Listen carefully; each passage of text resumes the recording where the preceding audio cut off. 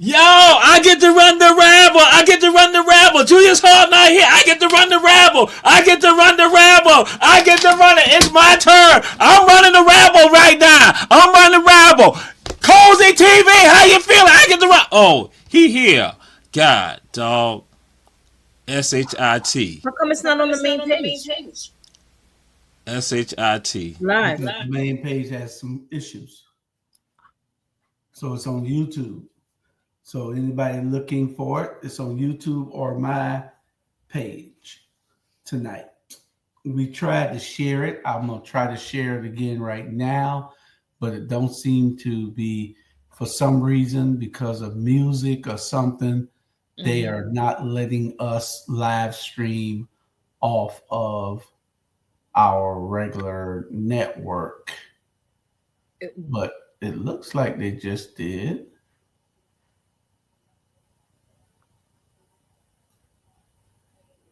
Oh, yeah, it went live. They wouldn't do it just now for Jamar. You see? Yeah. There it is. I wonder why. I wonder why. I wonder why. Can you say little brother? Yes, you can say little brother. Can you say, telethon called The Rabble? Marathon called Ebony Sports Reporters? Can you say telethon, marathon, America After Dark? Yeah, okay, yeah. I can't win because I'm going to get that no matter what. Good evening, good people. Good evening. Pardon my tardiness. I was in traffic, and Houston traffic is not to play with. What's up, B? You're on mute. What's going on, people? How y'all doing? Hey, what's happening? Bernard, you look very nice. Well, I appreciate that. I just dressed up for you. Hey, and I dressed up for you. We look like we came from, came or went to the same party. Yeah, y'all are color coordinated. There you go. There you go. Yeah. What's up, Jesus? Yes, sir. We are here. All right. Hey, Miss Cozy, how you doing? What's happening, brother? Good to see you. Good to see everybody. Oh, yeah. I'll see y'all Saturday. Oh, Lord.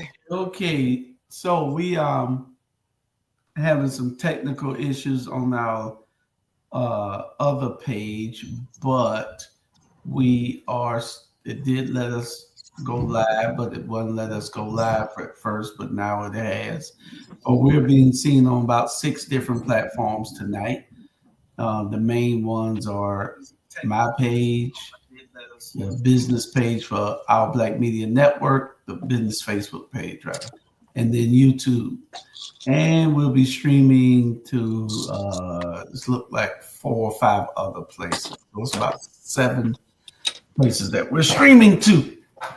1,682 people watching, and we are glad that you all are here. and we want to make sure that we entertain you guys to the fullest. That you will. Yeah, so I'm trying to find the comments and not comments, the ticker tape, because my producer, I'm talent. I don't even know why I'm talent and the producer's not here. Talent don't supposed to be doing this, you know. As a good friend of mine always says. And I absolutely agree with you. That statement that you made is probably one of the best statements you've made the entire year.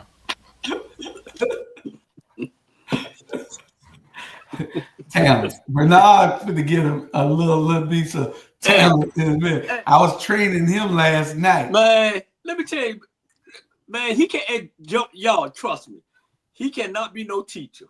He ain't got no patience. No He'll patience. slap on you. He'll slap on your ass. I'm like, come on, man. I'm just trying to learn this thing, man. Hey. He want us to learn. He wanted to learn all in 5 minutes. Come on, Tell man. everybody, hey. Hey, baby. Hello, My mama. grandma. All right. How Hey, you doing, baby. Fernando? Thank you for that, Bernard. Good Lord. You know what happened? All We right. Needed really it. like that too. He act like I've been doing this for 6 years. I know. But he told enough to open the damn door. I can't believe that.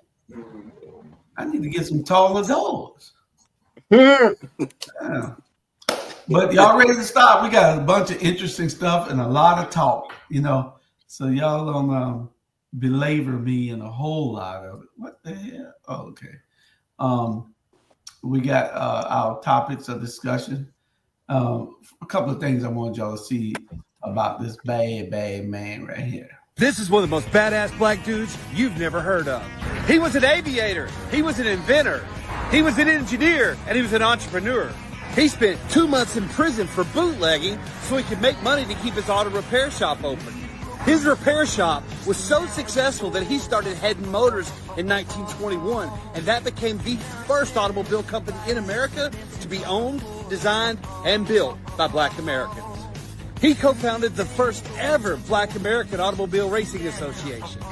He invented an automatic stabilizer to help keep planes level in flight. He used mirrors to create a cloaking system for U.S. Navy vessels in World War I to protect them from U-boat attacks. This dude is so gangster, he patented the process of using pressure jets to de-ice airplane wings and propellers. And that technology is still used to this day. Lucian Arthur Hedden came into this world in 1879 in North Carolina, and he created companies and received patents in both the United States and Europe, and he was laid to rest in 1957 in Surrey, England. Black history is American history, and not just in February. Word. He's only about 60 years old. Word. Or 50, something like that. 60 years old. Good Lord. He was a bad boy, though. Bad boy. You knew about him, Jamal? No, did not know that aspect. Oh, that's amazing. We found something I this know. story didn't know. I know. Jamal Bernard. Hey, now that's black history there. That's black history right there. If you didn't know, that's black history, because I ain't never heard you say you didn't know something know. about history. Ooh. Man, we need to run and tell that. Because I come from a place where we are taught to be honest, and so that's why I tell people, if you ask me a question, if I know the answer, I will tell you the answer. If I don't know, I'll let you know I don't know. And I come from Herschel V. Jenkins High School, which is the only public school that's in the playoffs in football. So just to say, that's what we come from that. And we have our bricks going up on our building right now. So that is history right there too. So yes. Lucian, Y'all in we the are down playoffs? Y'all with the only school in the playoffs? we're the only public school that's in the playoffs. That's another story we're going to talk about later on Ebony Sports Reporters, and that's how that is how harsh the situation is now in the public school system here with regarding athletics in Chatham County. But again, we come from HVJ, home of the Warriors, Herschel V. Jenkins High School, and that's why B got on that red tonight. Bam! He was celebrating us, baby. He was celebrating us. Bam! Bam! Lord. Chandra tried to be on some blue, but it's still bam, HBJ, baby. I was gonna say now, go wait, bam, Lucian, just like that. We fly planes too, bam, engineering, HBJ. Bam. Boy, y'all must was the only team in the conference. Anybody got anything else on Lucian? Well, I just put that up there so y'all could see it. I never knew about that. Thank you. I wrote that down. Sure didn't. Yeah. Great information. I'm sure that Jamal gonna put that in his catalog and run with it, because this guy was bad. Yeah. Hey, it's a lot. It's a lot that people need to know but don't know when it comes to us. Yeah. I'm gonna leave it like that. Here's one for Sandra and Koza. The parents be protecting their children instead of preparing their children. Worst thing you can do is protect a boy. You got to prepare a boy. You know what I mean? You can't fight that boy bullies. Yeah, that's right. You got to prepare him to go deal with the bully. Yeah. Whether he go outsmart him, whether he go slap him up, whether he go fight him every single day, whatever it's gonna be, it's preparation. But the moment you start protecting them, they become relying on you instead of themselves. So now they don't feel like they're prepared for the world. So now you got all of these young men these young boys who never become men. It's the grown boy syndrome. Yeah. And it permeates all throughout reality today. They listen to you, can tell, because they listen to you but don't take your advice. Yeah. Right? They live in their potential. They seek easy things. Yes. They seek comfort instead of challenge. They don't have emotional resilience. They don't have a whole psychology ability to communicate, right? Emotional regulation, problem solving, conflict resolution, critical thinking skills. What say y'all? Grown boy syndrome. I call it feminine energy. But we can call it grown boy syndrome. Whatever. Whatever you want to call it, that's what it is. And these women need to stop it, because you're building and you're tossing out into this world trifling men. I said what I said. Go, Cozy. You don't have a boy. You said Cozy? Yeah, you don't have a boy. You got a girl. No, I have a 37-year-old son, which is why I moved here to be a grandma. Oh, okay. Oh, Okay. look at that. Okay, you don't look 37 yourself. Why, thank you. Yeah. That's Vaseline. That's Vaseline. Yeah, I lie on Wednesdays. I lie every Wednesday. I hate you. I can go with the grown boy syndrome. There's a lot more to it. It's pretty sad. One way I think we can fix that, if black men stayed home. Hello, somebody. You know, Stay home where? Say it again. Say it again. If black men stayed home and kept a nucleus family, not just black men, I take that back, because some women leave too. But if the black family, once you create a family, if you stay together, I think that will help cure this grown boy. Well, society has made y'all all think that y'all supposed to wear the pants. Isn't it, Bernard? Yes, sir. Yes, sir. That's why if we had our men around us more often, it would help. But Bernard, in some of them, she said that's what, they want you to take control, but the only thing they understand some of them these days is that across the head. Yeah. I mean, you know what, Julius? If I was anywhere within a 5-mile radius of you right now, I would turn off my camera and I would be driving over to your. But listen, it's a friend of mine just had this experience where the woman tried to control him. Yeah. You what?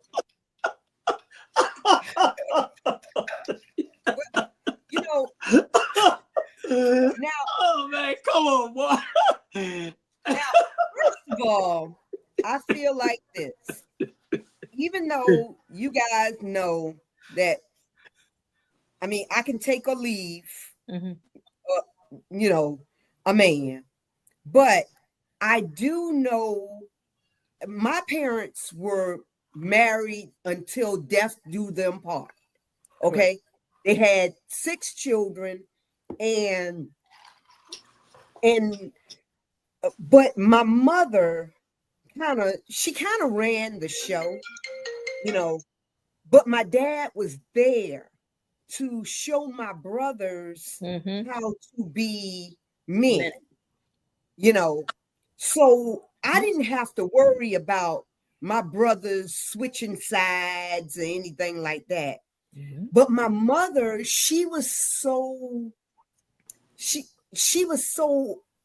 boss. She was a boss, and she was an RN, and so that's the reason why I have such boss energy, but I have to, by me being in the church, it taught me how to be a lady. And more girls and more young ladies need to learn their role, how to be a mother, that's to be the nurturer, but they need to let the fathers play their role. Even if the father is not there, let them play their role. Yeah, Correct. I agree. Y'all, I had 2 parents in my home. All right, my mama raised me to who I am as today. My daddy just came home to beat my ass when I got in trouble. That's facts. Everything I learned from my mama. And my daddy, every now and then he'd go to the game and everything like that. So it's a lot of these women's, it's about 25% of guys that's in the NBA, 30% of the guys that's in the NFL, 40% of the guys in baseball have been raised by single mama. You can tell. And they get a good job. I'm not gonna hit on these women and say, they did a terrible job and got the man, the boy gonna be this and the boy gonna do that. Nah, it's like this. You come from the greatest home in the world and turn out bad. You come from the baddest home in the world and turn out good. The problem is the women need to learn how to take a seat down back and stop trying to control us. And so, and this continuation. Sometimes the best is shut up. Shut up. I'm a grown damn man. I don't need nobody to raise me again. Jamal don't need nobody. Jules don't need nobody.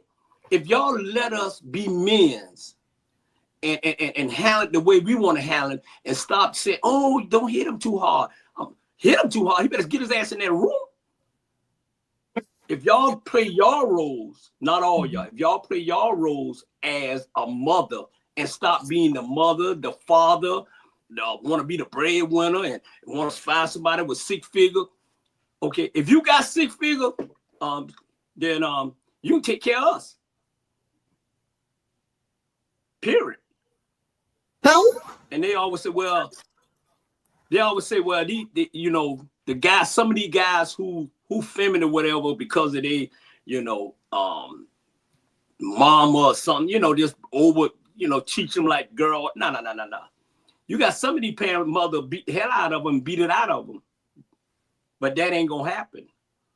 So the bottom line is this.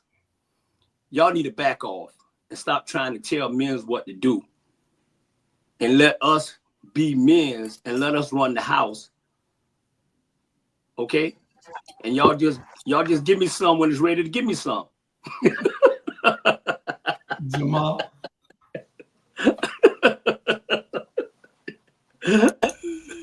Well, I'll grant you that. They found me in a field on Hilton Head. So So Away in the manger. I was gonna call my cousin Nita because that she let everybody know that I'm a foster child, I'm adopted, and that they finally decided to let me come in. So they gave me to my mom and to my daddy, and so How old you? huh?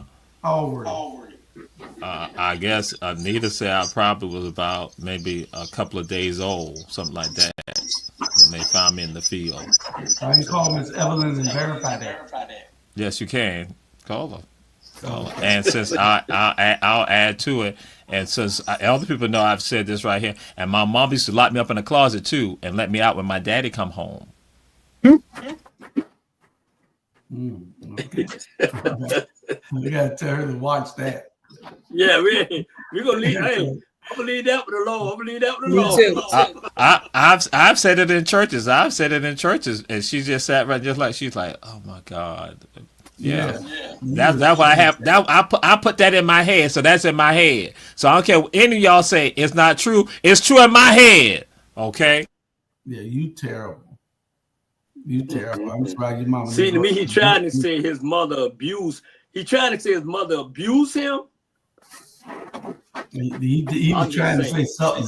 The whole family abused me. The whole family. The whole family. Now they say I'm adopted, foster child. That's why they had me out in the field. They said, "Get out there, foster child." I'm like Cinderella. Okay, so I'm Cinderella. So that's why you mess with your girlfriend, mama. Had to be. That's right. And she wanted to give me crabs, and then we got a baby together too. But they don't really know it's my baby. But you know, yeah. That's another show. That's another show. Let it go. It's America at the Dog. Okay, well, let's look at some of these comments. She said, I just love you guys. I'm watching. Keep up the good work. You guys are doing amazing content. Always love it. I love everything you guys are putting on for us. I've been listening to your digital radio station. Hot 2100 Savannah. Don't y'all forget it. Don't y'all forget it. And tomorrow, we'll be in the studio all day, me and Jamal. He the talent all day. Y'all gonna hear his radio voice. He gets on there and try to act like he's Barry White, but y'all gonna hear him. So, oh Lord, I gotta look to see if my contract says I'm supposed to be there tomorrow. I got a life. No, you got a show. You got a training tomorrow. Ivan Cohen said, I learned from my mother, a single woman, how to tie a necktie. Yeah, a woman taught me how to tie a necktie too. Your content is amazing, always so informative. And when will your magazines be back? They'll be back as soon as I get somebody that can print them. As soon as I get somebody that can put the content in them. So we're gonna go to a real quick break, and we'll be right back in 1 second. Need your garments cleaned with care and with a professional touch? Then bring them to One Price Cleaners in Garden City at the Old Farmers Market on Highway 80. Service you can count on.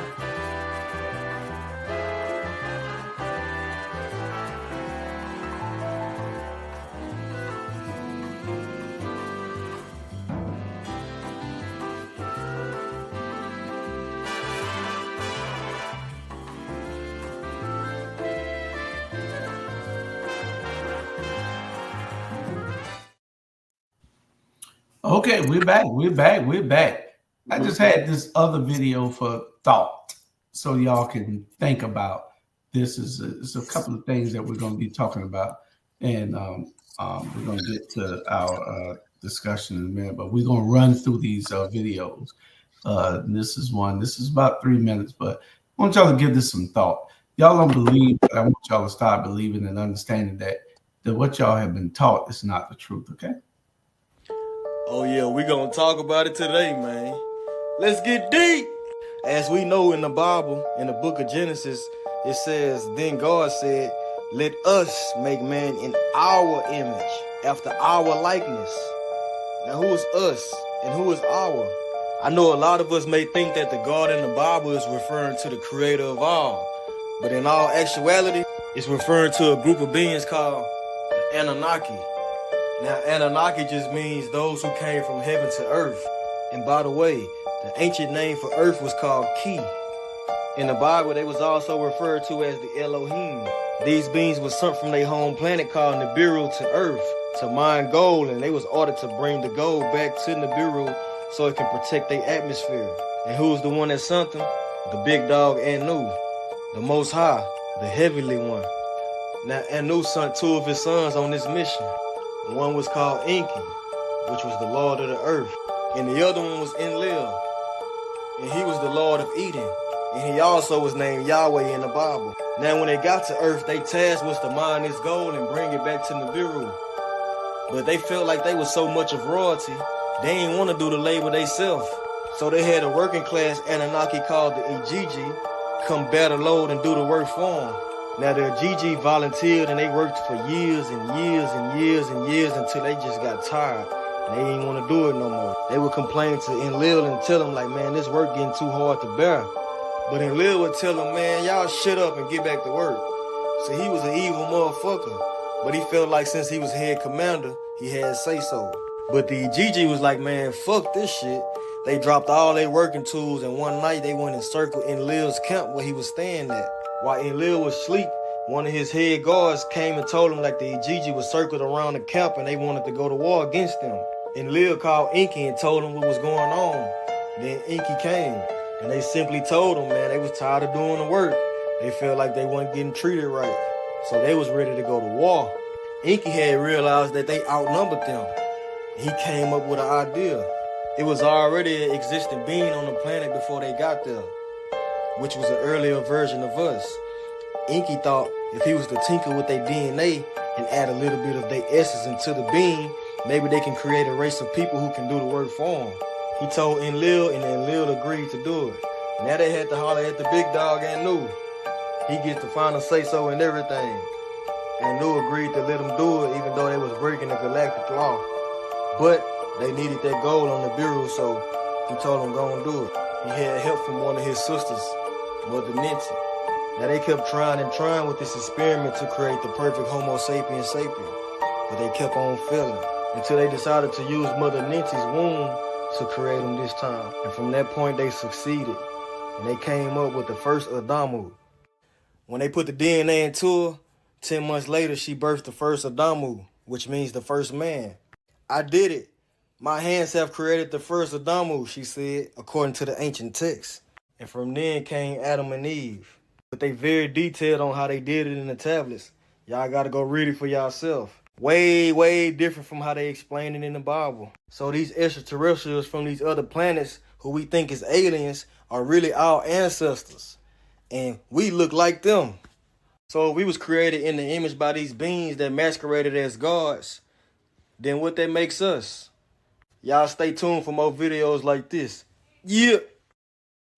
Jamal, we not going to nobody else but you, Mr. Historian. That's it. I say. Thank you for that.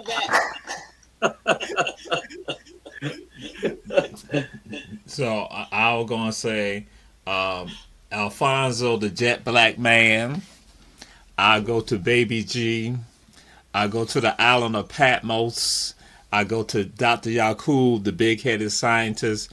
And so what we have just heard on a Nuwaubian tip, is all that has been said, even going back to the Nation of Islam. And so when I had said first resurrection, people go like, oh, wait a minute. He talked about Dr. Yakub in the big-headed scientist, the island of Patmos, and Baby G. Jafonso, the Jet Black Man, Baby G have a baby. So, and that's just a continuation of that. And so now, even when it comes to language, when some people write, because again, you're dealing translation, translation of some other language, and even somebody in Gullah says we.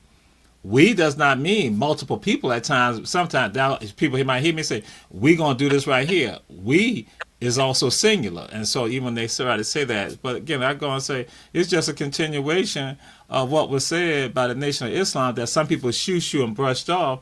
And so it's a Nubian. And so anybody who know about the Nuwabis know it came out of the Nubian Islamic mission and all of that. And so, you know, the Ansar Allah community. And that's why some people see the rings that I wear. Some people know it was tied to the Ansar Allah. But yeah, so I just throw that out there. But I just wanted to have to bam. Okay. Okay, but you know that. So this is okay. What's happening in January? Alienation. They are here. You don't realize that they're with Bernard Brown when he's in Cheetahs. They're at NASA with Chandra. And with Cozy, they're at Cozy TV in Jersey. Listen, the Bible has stories from the Sumerian text, and the Sumerian text was written thousands of years before the Bible was written. And when you do your research, and you know, I'm not here to try to tell anybody not to believe in something, but you must believe in God. There is a God. There is no way that we could do all that we do without there being a God. There has to be a God. And that's your number one thing, that you must believe that there is a God. You did not make yourself. You did not get here on your own. But there is a God. But, you know, we've been taught by our enemies have brainwashed us. Our enemies have given us all the history that they wanted to give us, but they didn't give us everything. They couldn't take and kill everything. Why do you think the Spanx noses were cut off? Because they showed that they were black people, and they were not those slim noses of the other races. Our noses are big. You know, Michael Jackson, with the exception, is operating though. But anyway, that was just something to give y'all some thought. Any thoughts from any of the other? I was raised up taught that two things you don't talk about: politics and religion, because it's a fight. Exactly, it's a fight. I can't. Always been that way. Well, you know who told y'all? You know who told our parents that start telling y'all that, right? It was the insurance man. The insurance man was the white man that came around that told your mama, the middleman, your kids, two things you don't talk about: politics and religion. They don't want you to talk about it because that's part of the control mechanism. Our parents is the ones who kept telling us that. No, you're supposed to talk about politics and religion because you got to free your mind. You don't want to be a slave all your life. Because what we're doing is being a slave mentally to all the conditions that they placed on us. Correct. So when you know who you are, and when you know, why y'all think I'm so free? Why y'all think that? Why y'all think I act the way I act? Because I know who I am. No, because don't you bring me no crown raw. Because Tanya has not turned you in to be committed yet. They ain't giving out $100 no more. She protecting them. Yeah, exactly. But that's the only reason why you so free. Yeah, but you know what? Growing up, but it can't. You can never hide the truth forever. We know what time it is. I don't try to. I'm tired of arguing with stupidity people. I'm tired of it. I you know, at the end of the day, but I teach my kids the truth about what that young man just said. Okay. So at the end of the day, I'm not going to tell my kids what we was taught to say. Don't talk about religion and politics. Talk about it. Let them know you I tell people this, don't let my cousin fool you. I'm a very intelligent, handsome, sexy young man. Trust me. You know what I'm saying? I learned now. I learned to listen. That's why I'm so damn smart now. I'm smarter than Jules almost. And Jamal. Teddy Pendergrass, look at my. What was that? I mean, Cozy, your dad. My what? You next. I concur all the way around the board. Okay. I agree with everything. All right. Sandra, you good? Yes. All right. Thing about shift leader, I'm all about my employees, being in their kids' lives. But it's somewhat where shift leader got to draw the damn line. One of my cashiers said, shift leader, my son got a youth football game today. I'm going to go to it. I said, it's cool. Come in when you can come in. But I had to make sure she wasn't lying, so I went to the game my damn self. And I stayed 40 damn minutes. That's 4 10-minute quarters. Her son didn't touch the goddamn field. I said, hey, both of y'all come holler at me. I said, hey, little man, take your fucking helmet off and them shoulder pads off and put it to the side. You gonna come in with your motherfucking mama and learn how to drop fries, nigga. Football ain't your goddamn sport. If you don't see the damn field, you might as well get in the real field, nigga. Where that grease popping. And them chicken nuggets popping up out that motherfucking pan. Oh yeah, nigga. Show me how to... we got the wrong version of it. I see. You got the wrong Yeah, because quality control me was like, wait a minute. We got no. I sent that to be I sent that to be bleeped out. And I heard the bleep out part today, but I must be clicked the wrong button and uploaded the wrong one. I didn't redo it because we don't say that word on here on our platform. And I didn't realize because it's 3 or 4 times that he said it. So I sent it to be bleeped out like I do all of it. But I uploaded the wrong one. I should have had my glasses on. I was doing it. I was in the office downtown and I uploaded that. It was funny, when you telling the little boy, come here, you and your mama. Y'all got to drop flies because you ain't even touch the field. I don't know why she come in and see your game, but it was just funny. That's my bad. I love the action of Julius Hall. The action of Julius Hall is the action of Julius Hall, and not the action of our black media. Do not sanction us for that. That was the joke of the week that we are sorry for, and that it won't be back on. Yeah. Okay, let's go to the next thing we got. There is a type of person you should never help.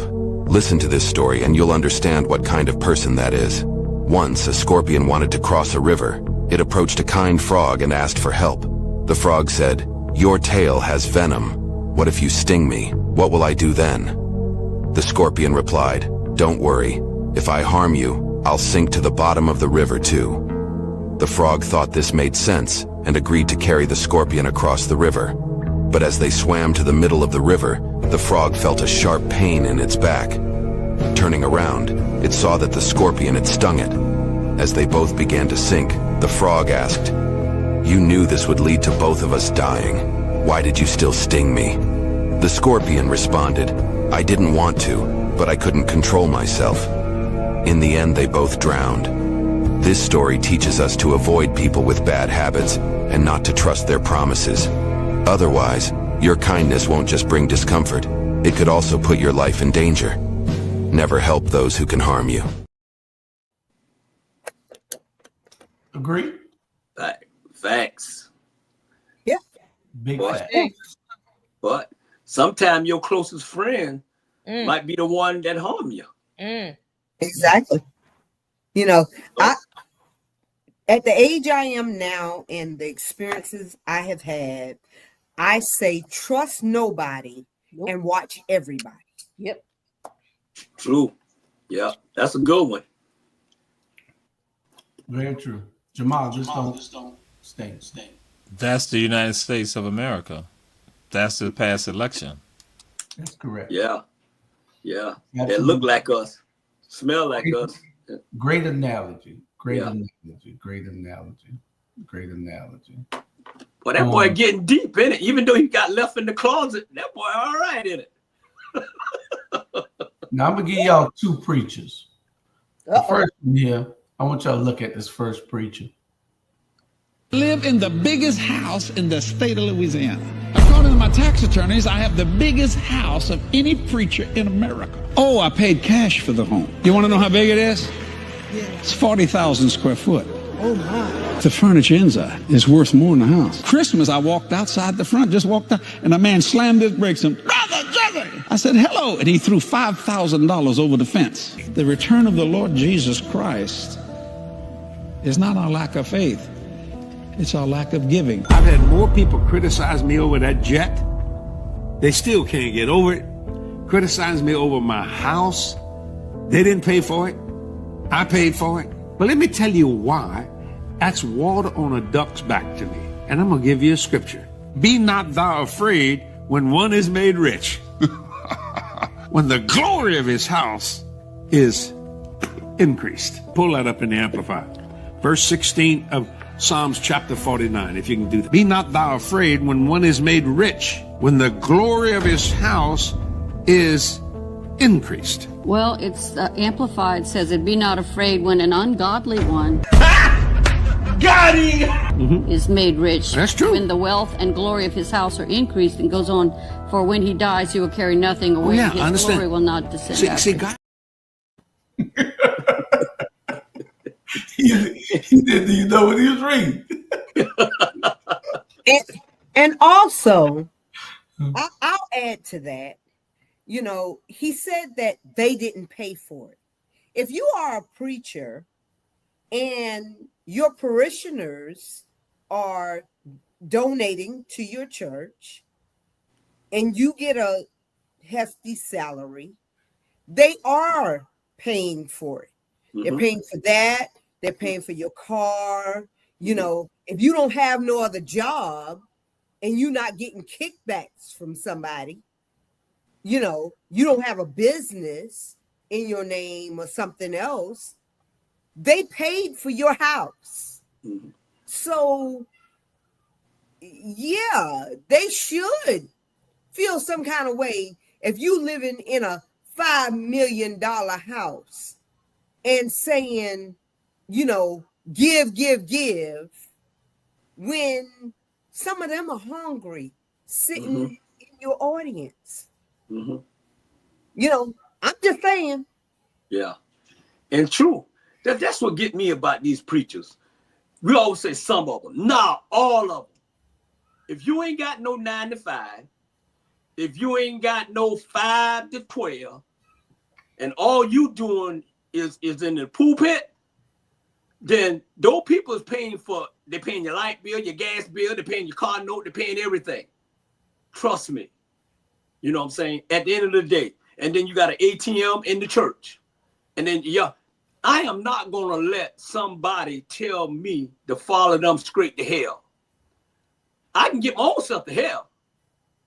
And that's the problem with our black community, man. We listen to these so-called folks and they taking y'all to hell. And they taking your money.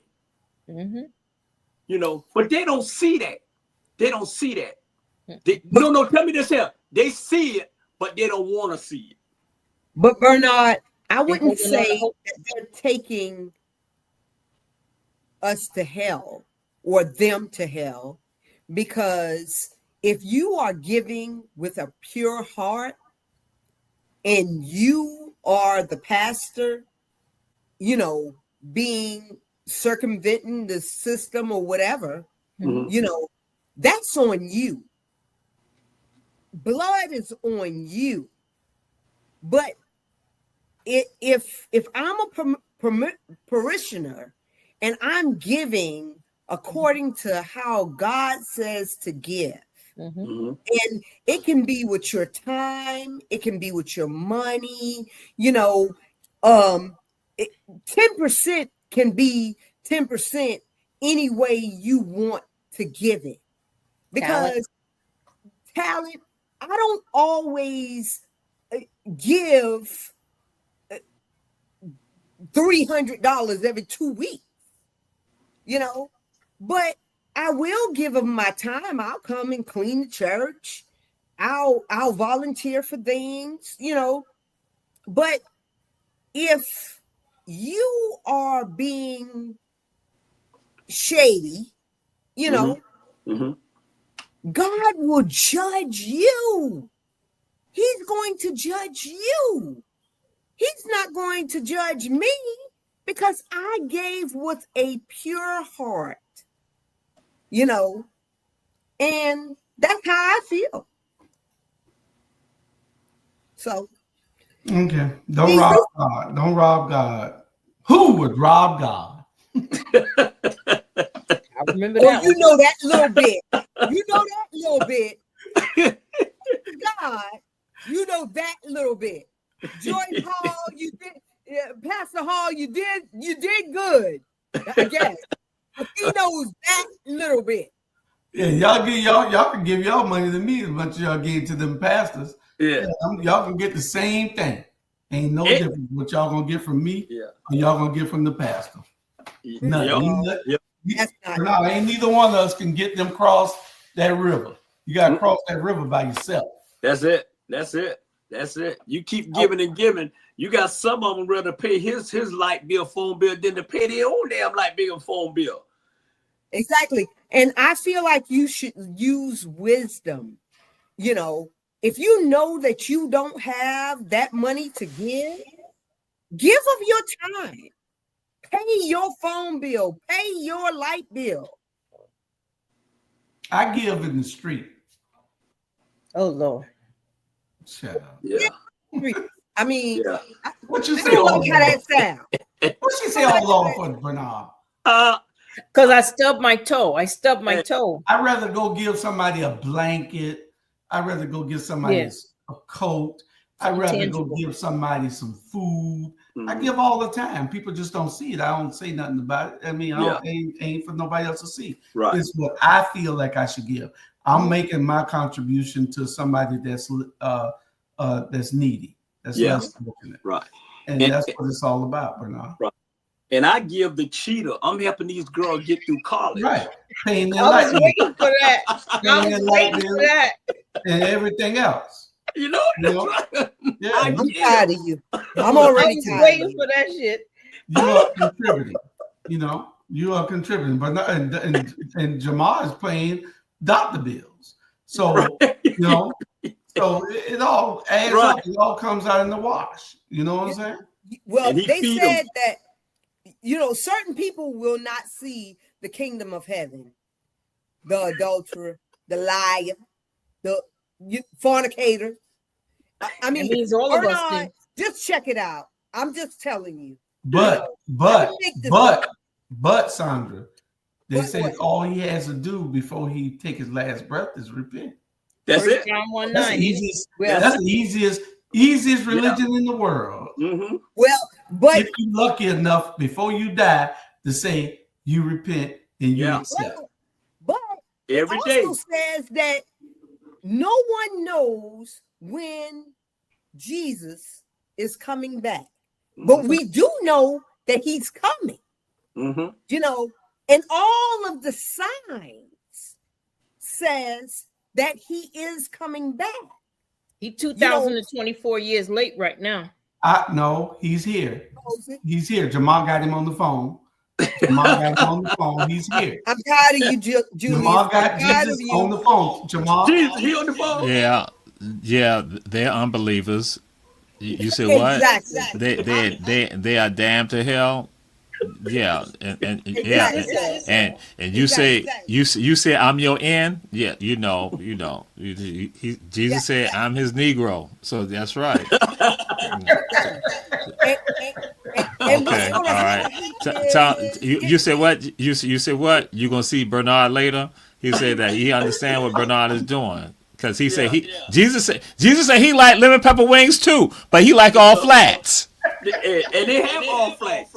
Hey, along with that, Jesus. You said what? You said Crown Royal. Hey, Jesus said he gonna make it rain, but not let no one have. He said no gonna be with him when it's raining. That he said. No. Hey, all right, I'll talk to you later. Peace. Long as Jesus brings some loaf of bread in there, we good. See, he gonna feed the fish. He gonna have sway or whiting. I hate you. Whiting. Jesus like whiting. Yeah. Mm-hmm. He's from the coast. He's from the East Coast. He like whiting. And he like fish roll. He like fish roll too. See? Don't forget the hush puppies. We can come into some agreement. That's it. Yeah, see, we understand it. We understand it. You bad boy. This, Bernard. This. Oh shit. He said he thought I said fish hole. I said no. I said fish roll. You like fish roll, not fish hole. I ain't say that. Okay. All right. Peace. Now, Bernard, this is my kind of preacher. Somebody gave their offering and they wrote down on their offering, this is my rent money for this month. And I'm believing that God is going to provide new housing as I give my rent money away. I told the team, go find that person and give them their rent money back and tell them, go pay your rent. Do not steal money from the landlord that you owe it to and give it to God and expect God to increase what he gave you to provide for you. That was bread. That was not seed. Don't eat your seed and don't sow your bread. Listen, don't be giving up in the church. You can't pay your mortgage. And we stopped giving it back. So don't try me again. I only did that once. Yeah. Amen. Yeah. Amen. But give what you can. If your light bill due, what you talking about? You going to give it to the church and the church going to give back to you 5 times or 4 times 4. No, it's not fit to happen. Stop believing that myth. Give what you can and stop buying them red bottom shoes. Stop partying so much, and then you'll have a little bit that you can give if you want to give. That's right. Now, Julius, let me tell y'all something. I am a deep believer. I trust God. For real. But I also use wisdom. My mortgage is $2,800. And I'm going to pay my mortgage before I do anything. I don't be playing around. I don't play around with church. I don't play around with my son. I don't play around with nobody when it comes to my housing and my utilities and things like that, you know. And church people need to understand that, yes, we trust God, but God tells us to use wisdom. If you Google search wisdom and the Bible on Google, it is mentioned so many times in the Bible. Wisdom. I wish that you use wisdom, gain wisdom, you know. So use wisdom, guys. You know, before you go to, I'm not saying don't trust God. I trust God for my healing. I trust God to protect my children. I trust God to protect me. You know, I cover myself in the blood, all of that, every day before I leave my home. But when it comes down to the provisions, he gave me my job so that I would have provisions for my life. Yeah. The key word is faith. You know, you can trust in God, but if you don't have faith in God, then that's 2 different things. You know what I'm saying? You got to believe that he's going to take care of you. You keep him first, and everything else is okay. That's what I live on. I live on God and God alone at the end of the day. You know, and I always tell people, you know, do what you got to do now so you can be able to do what you want to be later, like me and Jew and everybody on here podcast. And I think me and Jews, I think Jesus too, ain't nothing like being a 1099. You know, 1099, I subcontract myself to your ass. And if you don't want it, then I go home and go back to bed. Period. At the end of the day, that's God. That's faith in God. At the end of the day, yeah, pay your bills. And if you got to give. But at the end of the day, if I ain't got nothing but $1 to give to the church, I'm going to give them $1. But I'm going to take $2 and take it to the cheetah. You know, period. They got to pay their tithes too. They got to pay their tithes too. At least I'm giving $1, so that means I got $3. Yeah. $1 and $2. Right. You helping other churches. Yes. Cozy, what are you looking like that for, Cozy? I was checking my eyebrows to see. I counted them this morning. I was making sure it was the right number still there. Exactly. Oh, okay. I mean, because we cannot co-sign with foolishness. I may need that poll one day. I don't know. Hey, trust me. And hopefully Bernard's 89 and that he don't mind giving to a old lady. Yeah. Well, it's gonna hurt me, but I ain't gonna give her as much if I'm gonna get it at 21. But I do something. I give. Okay. Give me the disability rate. Yeah, there you go. There you go. Y'all listen carefully to this joke, and then we got our main subjects, a few main subjects that we're gonna get into.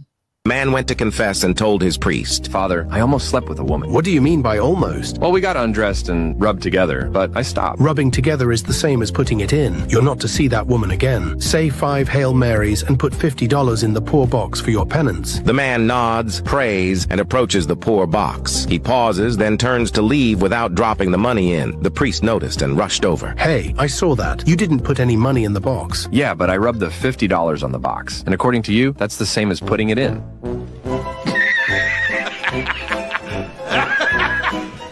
You serious? He got a point. Yep. He was putting it in. Hey, priest told him that. That's the same as putting it in. He put it in. He can't judge him. Yeah. And he was rubbing it. That's right. He almost slept with the woman. All right, we got our videos out there. Jamal, this subject here is kind of dear, and this is something I want to talk about the last week. So I brought it back up this week because I just left homecoming 2 weeks ago. Saturday will make 2 weeks. And homecoming in FAMU at Florida A&M. If there's a black college better than FAMU, I want to see it. I want to see it. I don't think it's one exists on the earth. They have an outstanding campus. Building, mega buildings still on it. I'm talking about they are doing it. The alumni is just outstanding, incredible, amazing. They gave $26 million the other day. Well, they gathered, it wasn't all the alumni, that was sponsors also. They took in $26 million the other Saturday. And I look at Savannah State and I say, why can't we do something like that here with everybody participating and putting into the funds so that we can grow this school here and have the same type. No, I don't think there's any land around Savannah State for them to grow, but FAMU just doing the damn thing. I'm talking about, listen, next year, all us getting on, we going to FAMU, Bernard and Jamal and anybody else, the guys that want to go with us. Sandra, you can go with Tanya there. But we going and listen, I'm serious. It is absolutely awesome. And I was kind of like jealous because I'm from Savannah and I want the same thing for Savannah State. But I want it to be where Savannah State is in control and can do the things that's necessary to grow that school. FAMU is, man, where do y'all go there? Where do y'all go? Can I tell you, because I'm a graduate twice from Savannah State. And I can tell you why I don't give to Savannah State. Okay? The reason why I don't give to Savannah State is because their motto is you can get anywhere from here. So why the hell do I have to move all the way to damn Texas to get some damn where?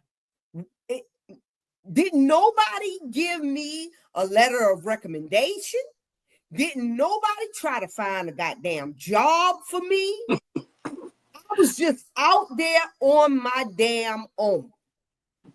And what is different between Savannah State and FAMU is that FAMU supports their graduates.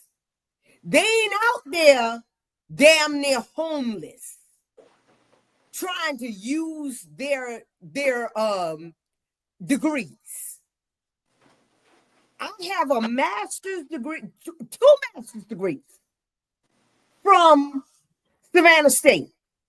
Why couldn't I work at Savannah State?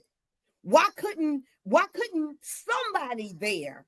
Because in order to get a master's, you have to hold a 3.5 GPA.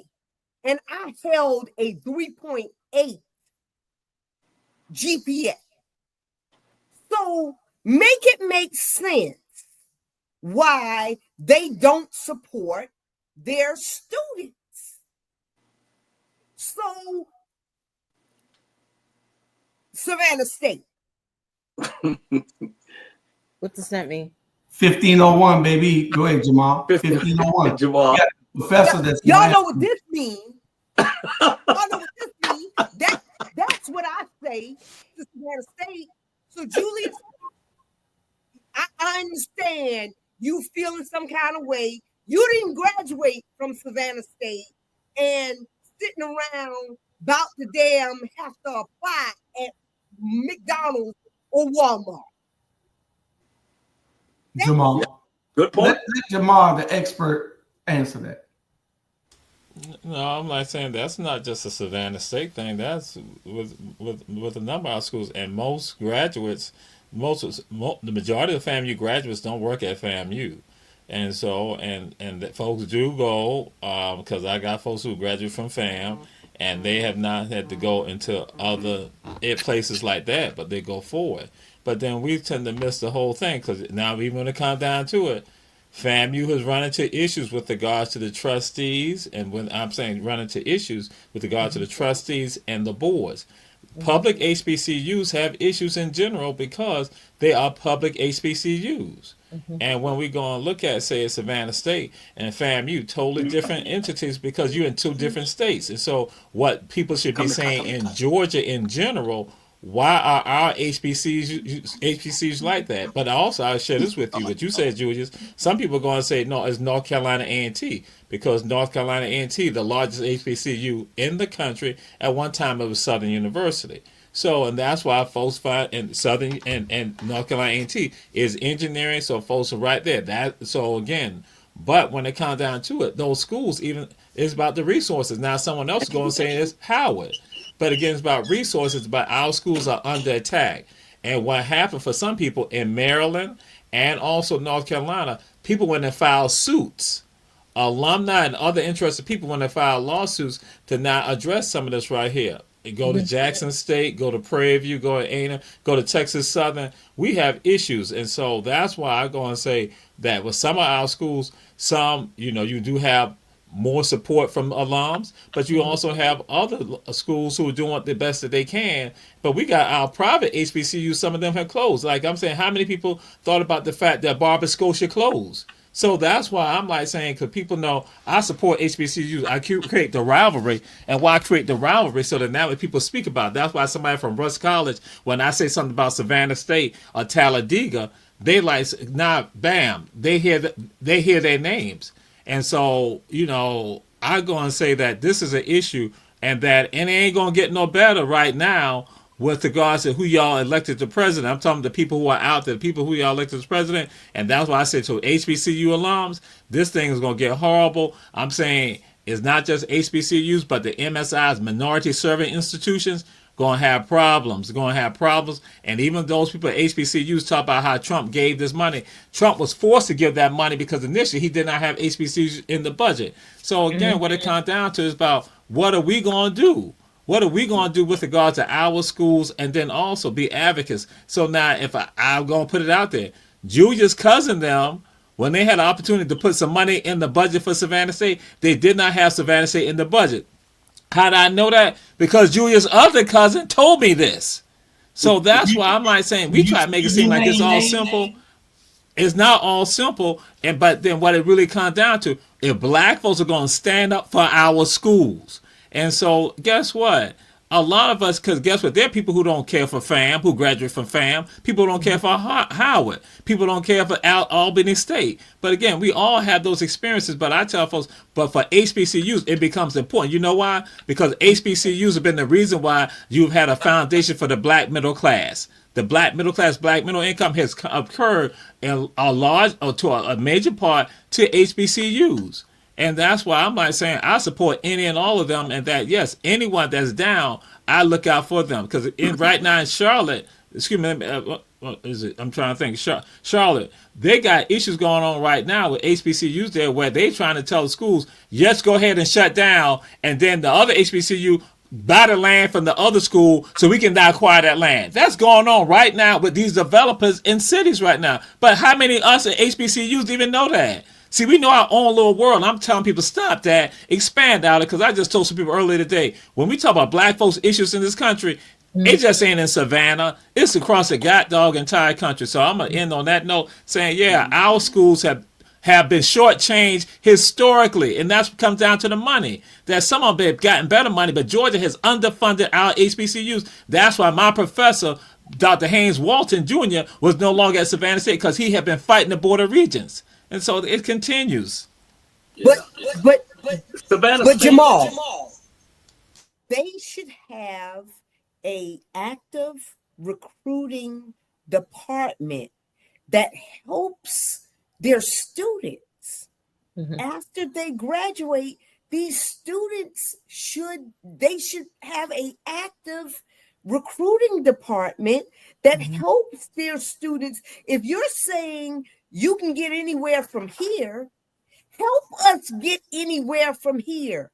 Even if you're helping us to get to NASA, to Gulfstream, to wherever, don't just leave. Don't just say, hey, we're giving you this degree and leave us hanging. You know, because it is much more harder for a educated black person to find a professional job than it is for the dumbest Caucasian. Trust me, I know. I work for them. Okay?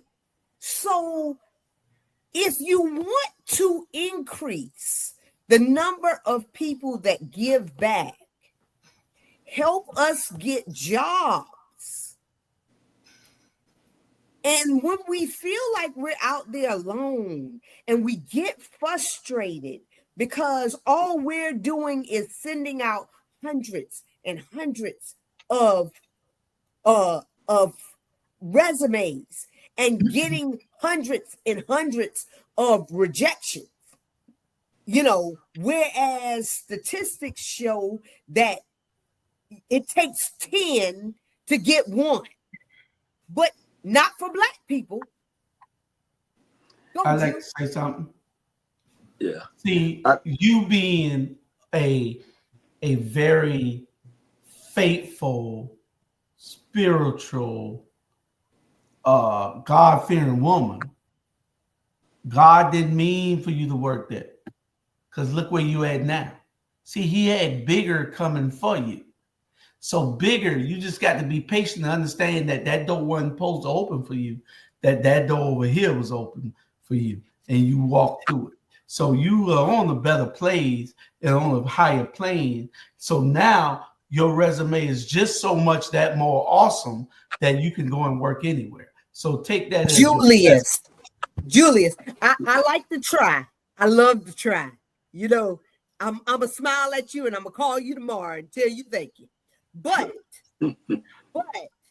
when I was starving in Georgia, okay, I didn't have a job and Reverend Smalls was calling me out, you know, on his platform and stuff like that.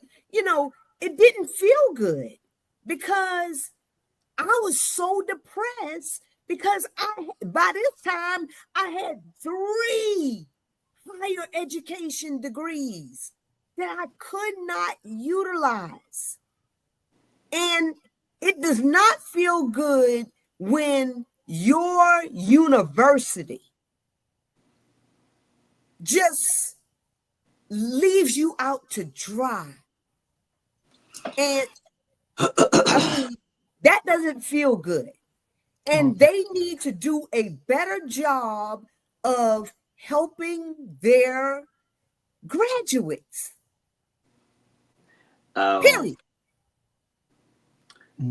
I think Savannah State over the years been mismanaged, you know, and let's go from finance and everything. I remember when Shannon Sharp was donating a lot of money to the football program, and they told him that money's going to the whole athletic program. And he pulled back and said, no, damn what a woman won't. And so he didn't give. I don't know. And you got people that been running Savannah State, running for Savannah State, and really not doing a good job, period. And all I'm saying is, like Jamal said, all these schools need help, period. But at the end of the day, you got people that don't have a master's degree or don't have any of that and got a damn good job. Now, sometimes growing up, it could be this help. It's not what you know, it's who you know. And I lived off who you know. I ain't got no damn master, castle, or whatever you want to call them. I grew up on who you know. If you got a man that's got this company, he the president of the company, ain't the owner, and you know that, you know damn well he gonna give you a job. Not, let me change this. Not always that happens. So I don't want y'all to think that Bernard said you can do anything, you just don't need no math. No. I ain't say no shit like that. I said me.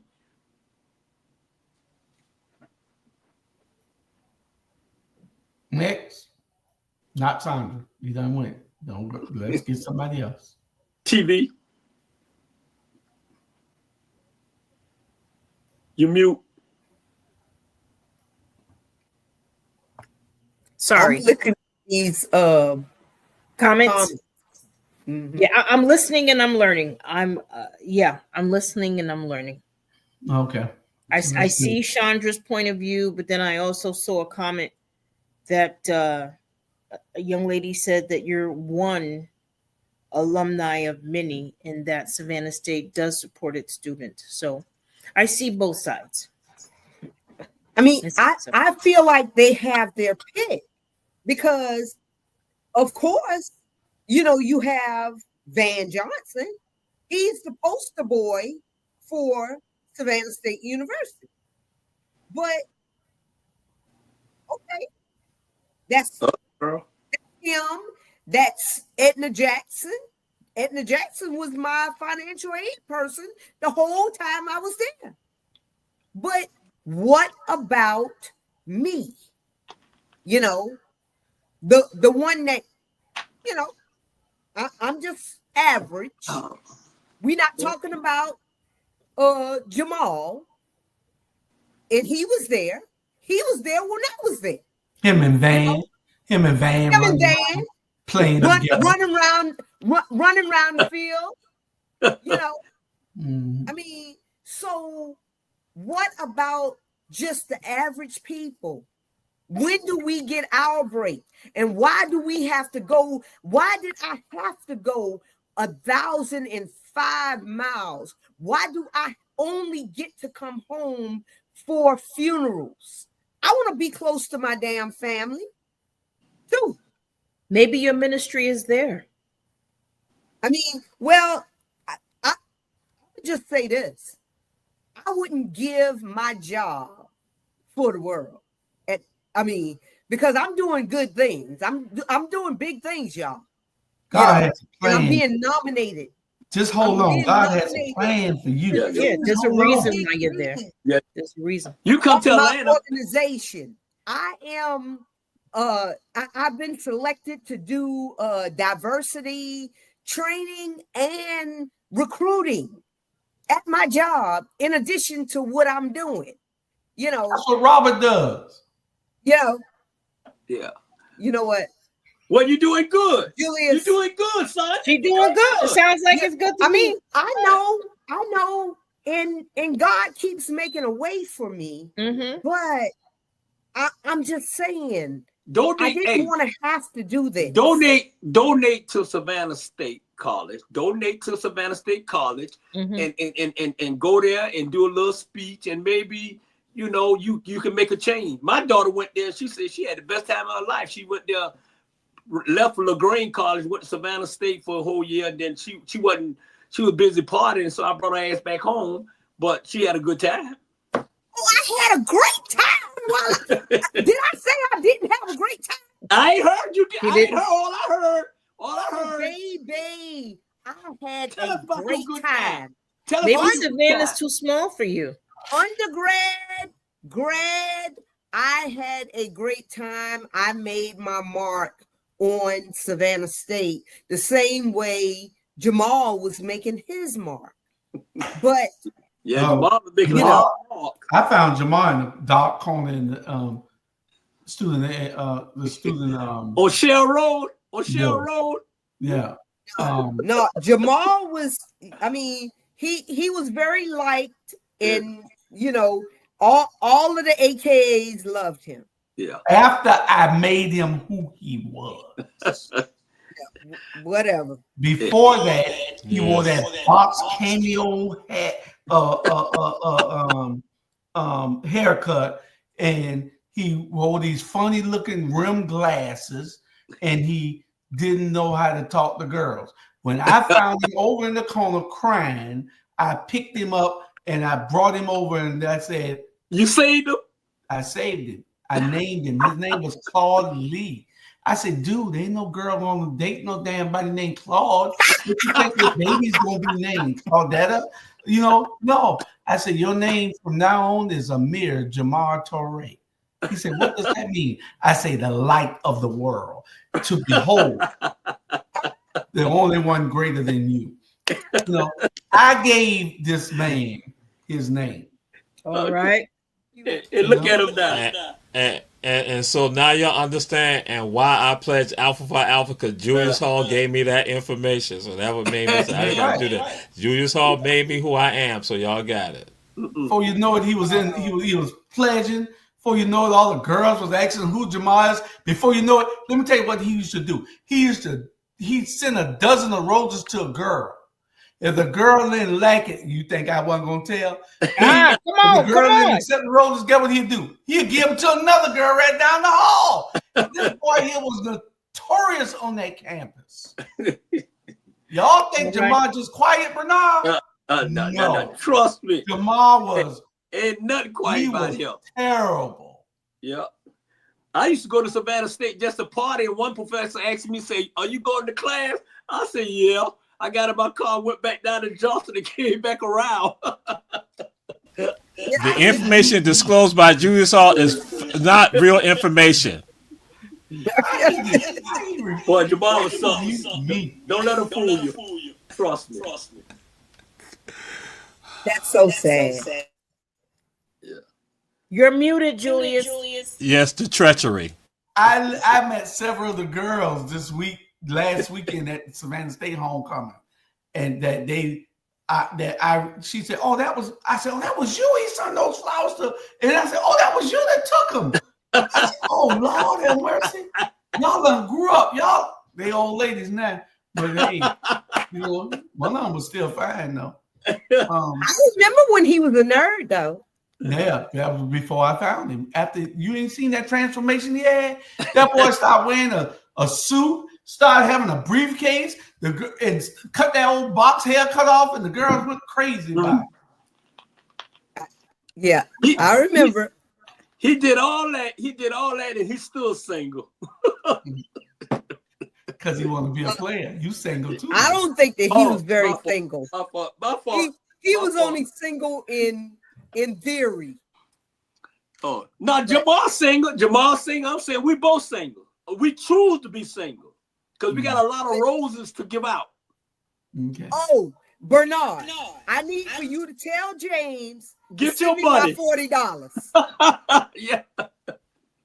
Or He send talked me about the that. link. I need the link to America After Dark. Because somebody is going to pay me. I need all y'all Negroes to pay me my $40. They owe you. They owe you, They owe Sergeant. Listen, They owe listen. you. We got you. 3 or 4. You too. We got 30 minutes, and we got 3 or 4 subjects. Let's be right back after this break. Hey there. Are you ready to amplify your voice and embrace your passion?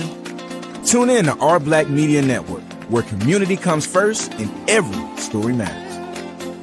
We're here 24/7, delivering powerful content on everything from financial literacy to the latest in sports and mental health. We are unapologetically real, reflecting the heartbeat of our community with programs that inspire, empower, and drive change. Join us on all major media platforms to celebrate our unique voices and advocate for the change we want to see. With over 50K monthly viewers, our network is your go-to destination for authentic, engaging content. Be a part of the movement. Be a part of the change. Tune in to Our Black Media Network today and let your voice be heard.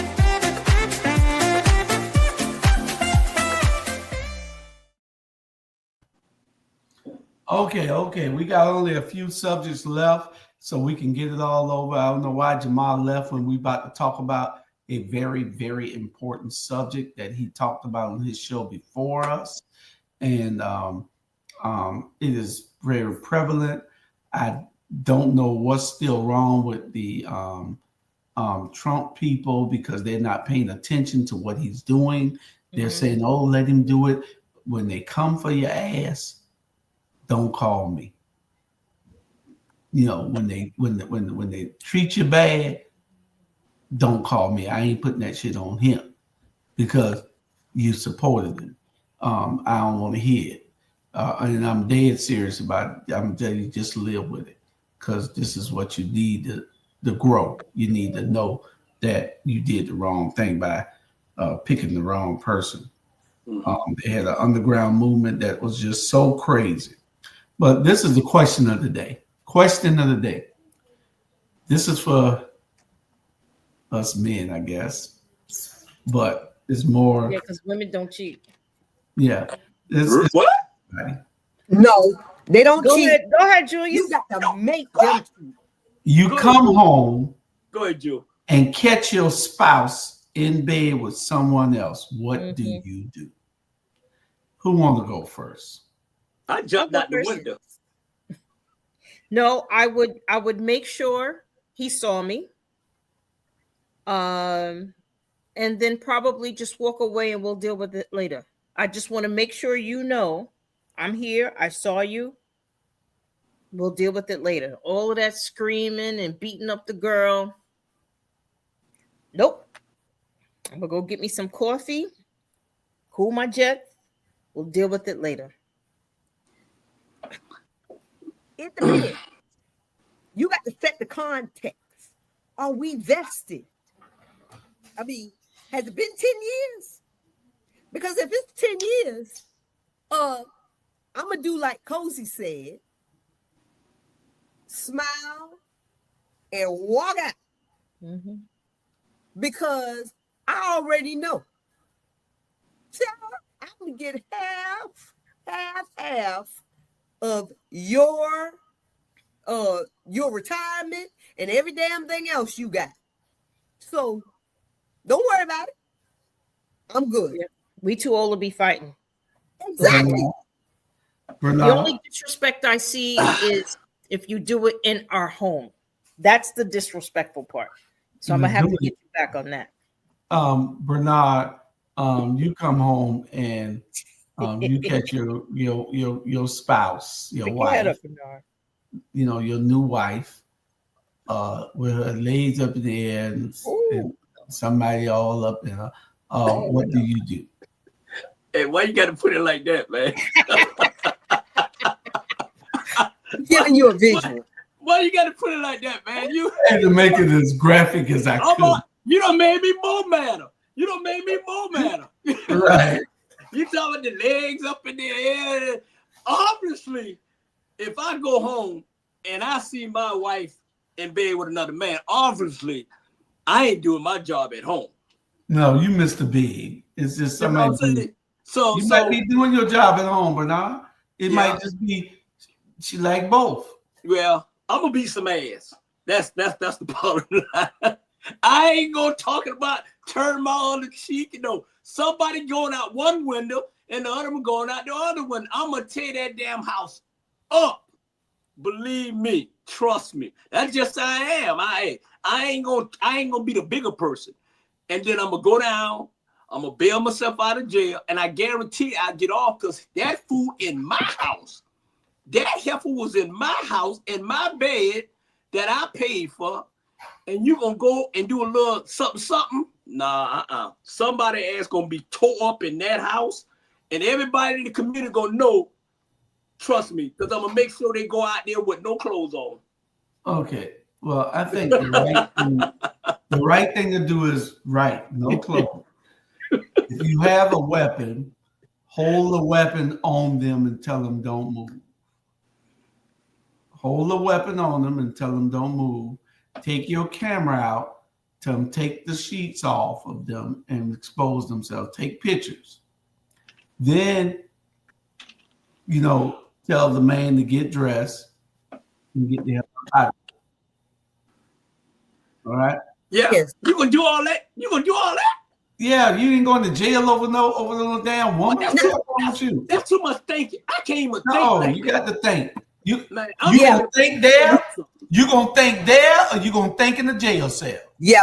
But and true. Julius, So what you rather do? Then you be saying, "Damn, why I wasted that bullet on her, and I could still be out, and I could have had Cynthia, or I could have had Nancy."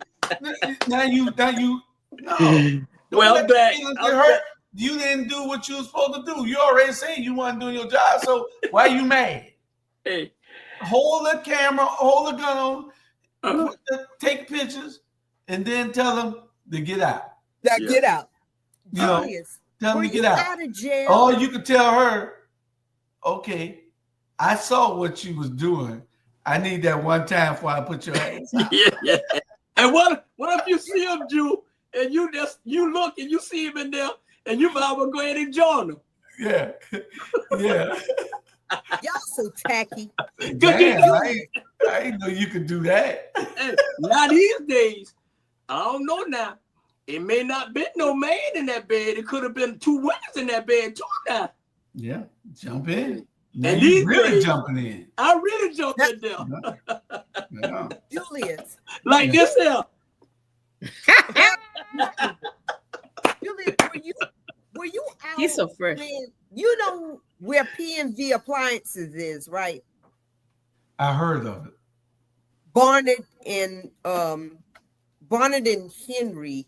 Yeah. I think don't Henry go up or Anderson go up? Henry travels west. Okay, so it's on Barnett in whichever way that goes up. So Perry of P&V, because there was Perry and Van Buren, both of them from Liberty City, right? So Perry, he went into somebody's house the same way you said, and somebody shot him, and that's how he got disabled. And they didn't arrest the guy. They didn't arrest him because they said it was a crime of passion or something like that. Right. Mm-hmm. Yeah. And so if you do it right then and there, you don't go back out to your car. No, right. You don't go to another room or nothing. You do it right then and there. Boom. Because it's disrespectful to be in somebody else's home, getting it on with somebody else's spot. Right. Now, what y'all do if y'all was at a hotel, that's one thing. But don't go in somebody else's house, right, and disrespect them, because so that would be the only thing that would cause me to get indignant. You know, I remember back in the day when I was in the police department, a partner of mine was messing with this girl, and he knew she had a boyfriend, but she had moved out and moved into her own apartment. And then the boyfriend lived there for a week and she kicked him out. So my partner in the police department, he goes there and was dating the girl for a couple of weeks. And, you know, I know he was always there. So he goes there one night and the guy kicked the doors in about 2 a.m. We working. We working. We on the clock on the SPD, and he had to draw his gun on the guy and back out of the roof slowly, naked, naked. He picked up all his clothes and he backed it up. He retired off Atlanta PD, and matter of fact, he ended up having a baby from this girl. Yeah, and but that's why Shannon Sharp says that he never has slept since back when he first got drafted. He's never slept in another woman's house ever. Yeah, ever laid down. It never went to another woman's house and slept because he had 2 incidents where people kicked the doors in, and one of them held a gun on him, and one of them realized who he was and wanted his damn autograph. He and then screwing the main girl. You know what I'm saying? Right. That's why he never has done it again. Hey, tell my DNA, I said, tell the new re-elect did tell I say hello. Put it back up there. She got a boo now. I seen that. Well, she ain't got me. Sandra beat your ass. Bernard, you know, no, I just seen it.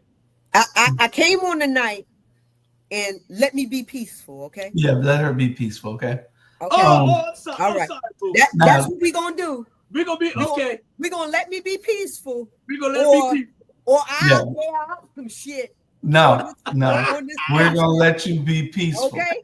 Now, the next subject is why does Tyler Perry movies?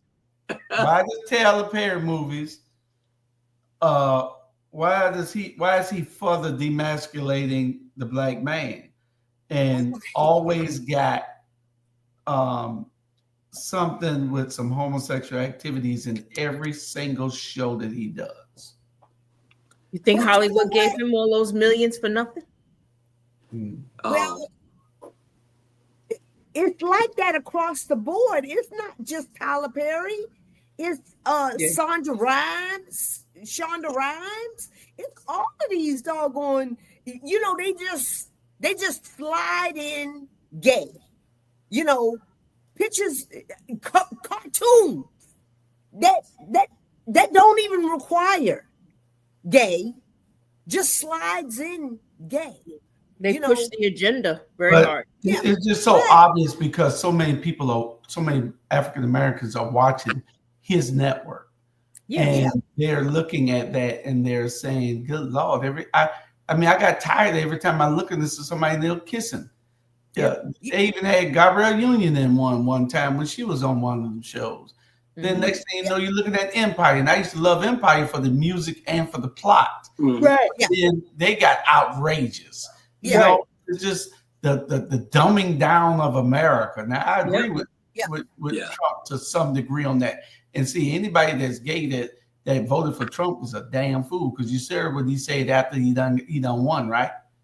You ain't gonna call yourself no he, she, him, her shit. Your ass going to jail. They try to identify as that. Say you will be fined and go to jail. Well, he's giving everybody what they want. Pay attention. Y'all who done voted for him, pay attention to see what he's doing. He's dumbing down America. He's trying to make himself the king. The reason he said there ain't no need no vote no after this one, he already knew. How the hell he think that he can implement all of this shit that he's trying to put in and nobody's saying anything? He can't possibly do all that damage. Girl, you in think 4 years. he couldn't possibly dodge jail after 34 convictions? You don't think so? You keep watching. You big supporter. Well, I know that we're going to get to him, but this is how Hitler started. When you have nobody to tell you no, everything is yes. But I'm going to get back to Tyler Perry, okay? Because Tyler Perry has been emasculating and defaming men since he started. You know, this is not new. All of his plots are predictable. I don't watch his stuff. I don't watch any of his shows. I don't watch any of his movies. Because if you watch one, you watch every last one of them. You know, and you already know what's going to happen. You know, so I just wish that he would get, first of all, better actors, better wigs, and better writers. You know, just get better writers. I'm tired because we have evolved. I haven't said it's not only his movies, it's his TV shows, The Oval, Rooster, The Have and the Have Not. Common thread with him and his brand. We have evolved. What's the girl name? My girl Eva. What's her name on All the Queen's Men? All that stuff. Man, we have evolved. What P City? What name is it now? P Valley. P Valley. Yes. No, that ain't his though. That ain't his, is it? Power. No, that's not his. P Valley's not his. That's not his. That's Shonda Rhimes. But why can't we? Because we have evolved as a people. And I'm tired of trying to defend my education or my, just humanness. I'm not out every night popping bottles. I'm not sliding down a damn pole. I'm your average middle class person. And why do I have to defend that? Bernard, well, not Bernard. Never mind. Shit. Julius. Wrong one. Yeah, Julius, you and Tanya are average middle class people. Y'all not doing no deviant stuff.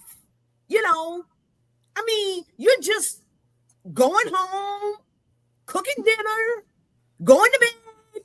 I mean, I'm in the bed usually by 8 o'clock. I'm crocheting. I lead a book club. I do all that. I get up. I go lead a book club since books. I read a book today. The book that Jules gave me. Jules gave me a book on how to do the shows. I read that. I mean, nah, you know what? They check this out. I understand y'all Tyler Perry check, but these people have a choice to do the part or don't do the part. You know what I'm saying? They want to eat, and so they're gonna do it. He putting a lot of people that Hollywood kicked out and railroad. He put them in the work. A lot of him, 50 Cent, and the rest of them. I don't watch his shows because, like Sonya said, if you watch one, it's a continuation. Then you want to know what happened, boom, boom. So I don't, I watch all the Queen's Men. I got to admit, I like that. I watched it. I watched all the Queen's Men, every season of it. But the plot, I mean, you already knew what was going to really happen. Yeah, they are pretty much the Huxtables without any kids. But we have to start changing the format. Why can't we people will tune in because the Huxtables actually showed that people would tune in to see educated Black people just living educated lives with their children. Yeah, it was funny too. It was funny. Yeah. But you know, hey, he makes some great shows. It's just that you shouldn't contribute to the demasculation of the Black man, and you should not contribute to the crumbling of our community. But he's like that, Jew. He's like Tyler Perry. He's sleeping with John and Jeffrey. Right. And you could tell because that's why he played. That's why he can play the role so good. Yeah, me and you wouldn't make a movie like that because we couldn't stand even seeing it on the set. Correct. Yeah. You see what I'm saying? Yeah.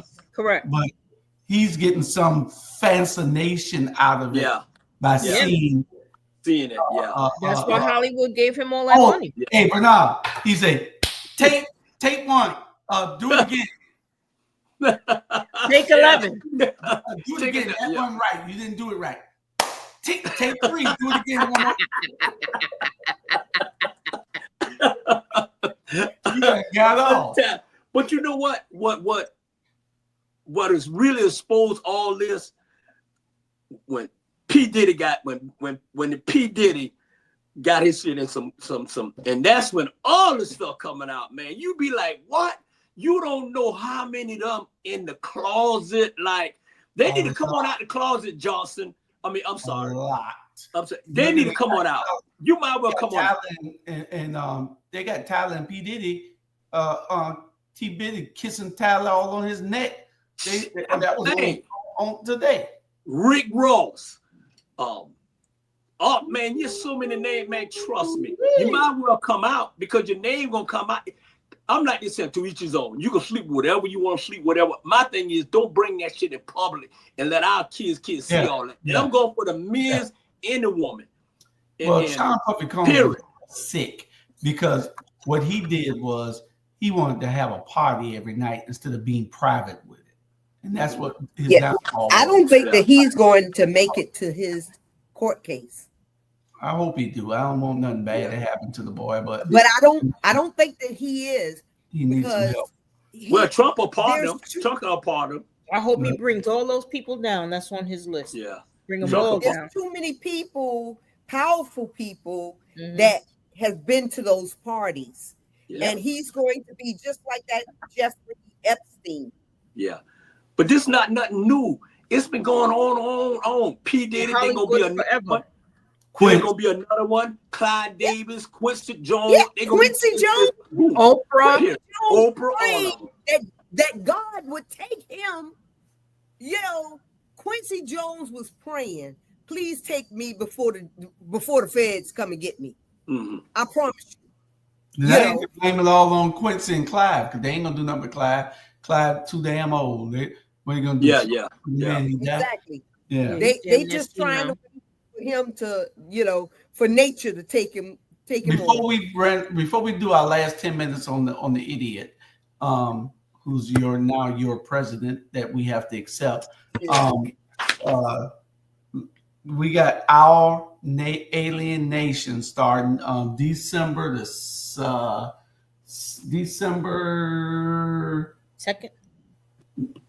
December Sunday, Monday, December 2nd. You're right. December 2nd at 7:00. Our Alien Nation. Don't y'all forget it. December 2nd, 7:00 p.m. First show of Our Alien Nation. We hope that you all come in and look at it. We're going to have some interesting stuff. Me and Fritz. It'll probably be a tape. The first show we'll probably tape because I'll be out of town. What's the format? What is it? What is it about? It's about aliens. Alien people. Oh God. We can't. You don't think that there are aliens on this planet? Really? They're definitely aliens. You got without a doubt. First of all, no. What, babe? Really? Where the hell you think you came from? You just boom, and it was used to create it. Take over, Bernard. I was I was created by God. Okay, we got 10 minutes. Y'all go ahead and start talking about Trump. Let me say this here. The words that about to come out my mouth is my word, not our Black Media Network. Okay. Like I said last week, if they should let P. Diddy out, they should let R. Kelly out.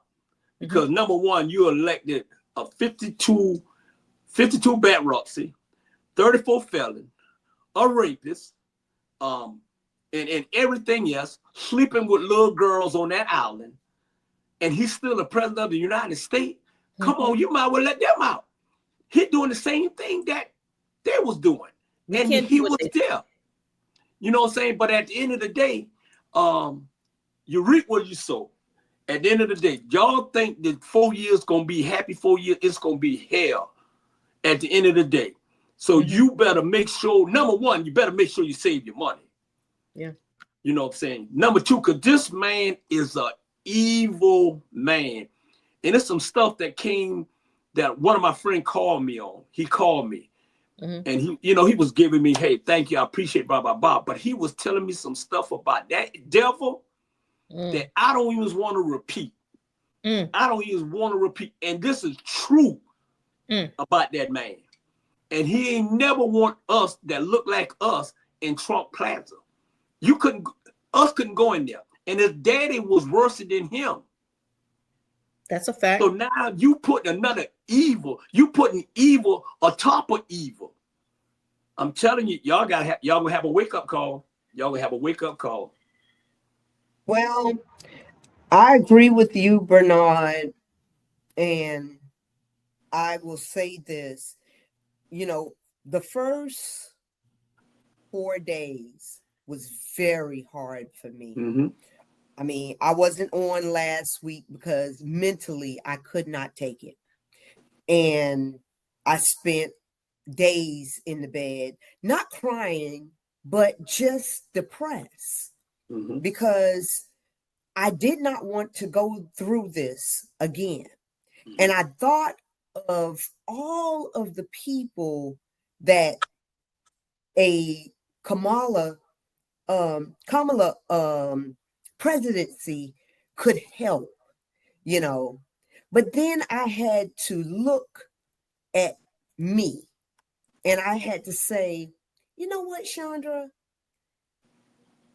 President Trump, his presidency is not going to hurt you because you make 6 figures. You already got a house. You already got a business. You already figure out how not to pay taxes like him,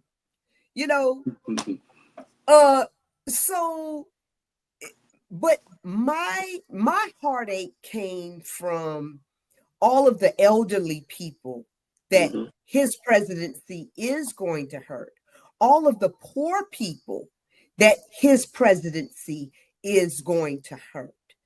And he said, if he holds true to his point, he said that day one, he's coming after the immigrants. And I'm going to hold him to it because I want him to back up all the ICE trucks into Texas that he can, because I want these illegal immigrants out of Houston because they raise having illegal immigrants driving with no insurance.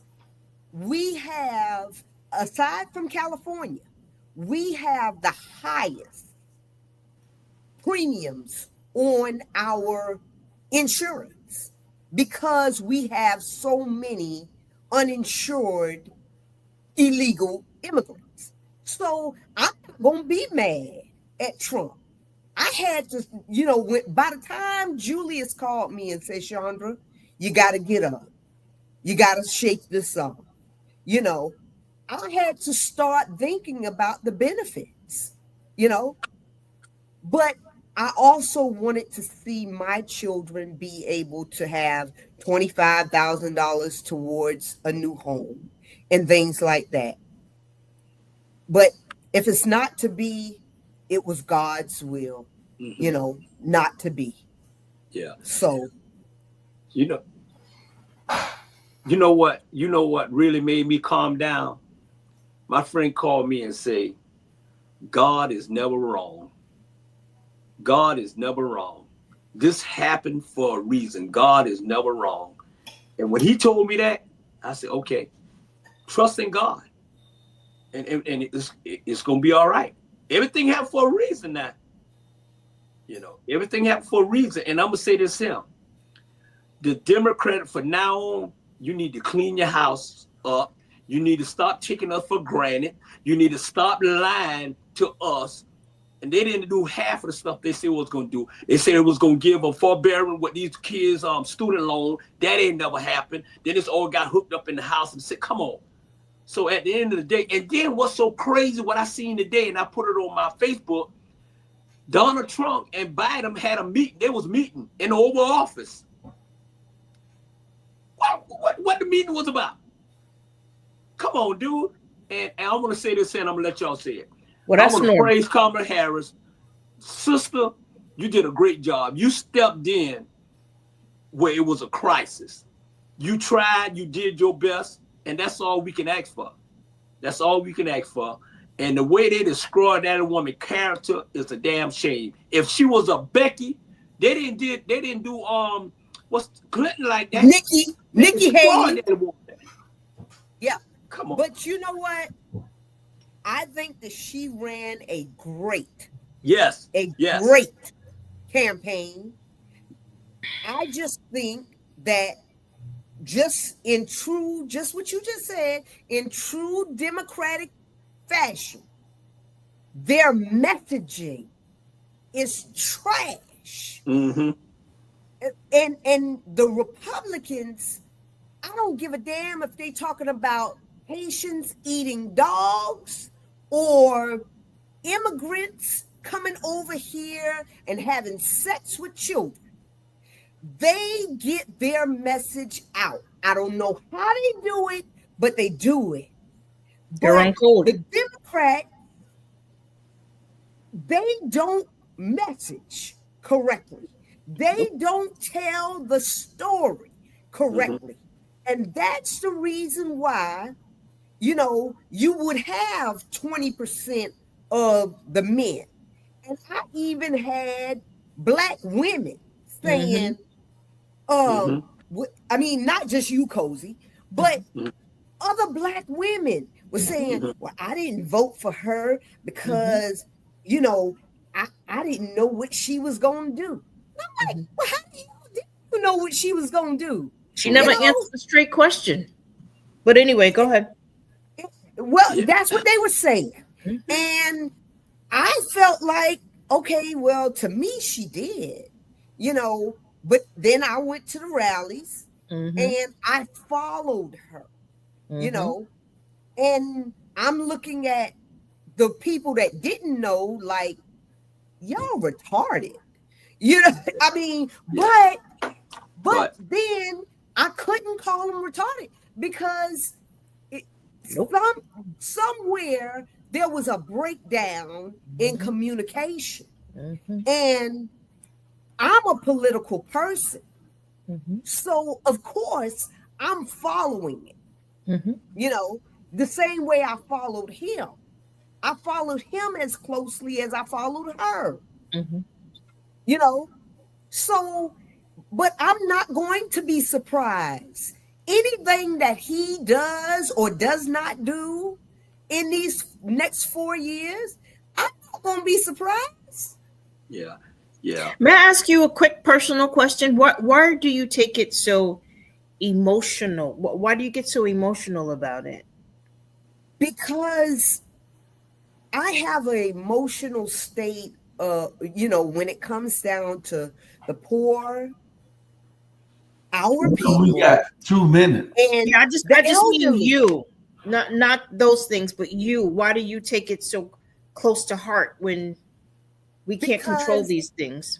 But because, you know, if not for the grace of God, there am I. Yeah. Our kids So therefore, we can't control it. So getting emotional.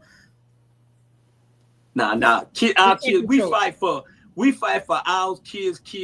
Sonya is emotional. I'm very emotional. I am too. And I didn't want to bring all this up. And so I said, you know what? But one thing that she had she didn't never throw Biden under the bus.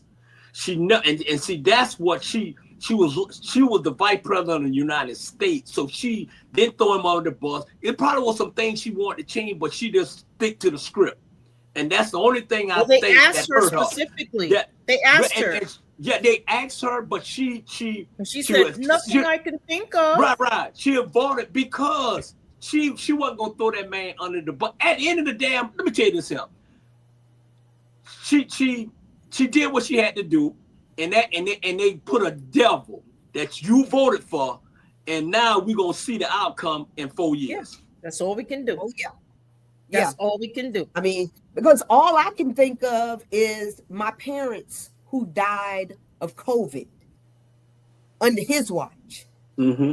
You know, because he lied. Mm-hmm. And my nephew, who was only 32 years old. No underlying issues. You know. So if people feel like we were better off 4 years ago when we had a whole lot of our people just dying for no reason. Okay. All right. Yeah. That was worldwide. That was a pandemic. It wasn't just the United States. Yeah. But the United States was worse off than most countries. Yeah. Canada was better. Less people. Leaders did not lead. Yes. Trust me. Check it. If you drink Clorox, it will kill it. Come on, really, man. That's why I said everybody who voted for him can absolutely go to hell. And that's all I got to say. And that'll be the end of our show, people. And we appreciate y'all watching. And we appreciate y'all joining in. And we love you. And ain't nothing you can do about it. All right. That's right. Damn thing you can do about it. Ivan Cohen, we appreciate you always commenting and being there watching us. Pretty soon, people will be going to YouTube. That's right, Ivan. Patreon, and a couple of other places that we're going to go because Facebook is banning us all over everywhere for the things that we do and say, and we can't have that type of censoring of what we're bringing to the people. So we're going to be dealing on different platforms. Facebook ain't doing nothing for us anyway. So y'all stay tuned. We'll be moving on to different platforms. Don't forget that we have a new radio station, hot2100savannah.com. You can get to hot2100savannah.com. hot2100savannah.com. Y'all tune in after tomorrow. Y'all gonna love the music. Y'all gonna be calling us, telling us, oh man, I can't turn it off. I guarantee you ain't got to go on now. Write it down, hot2100savannah.com. After tomorrow this time, you'll be calling me about the music. And DJ Chocolate Thunder at 12. DJ Chocolate will have a show on there if we can find a way to do it remotely. Y'all, if you can, I want to do it. We'll in a minute. I'll be his co-host. All right.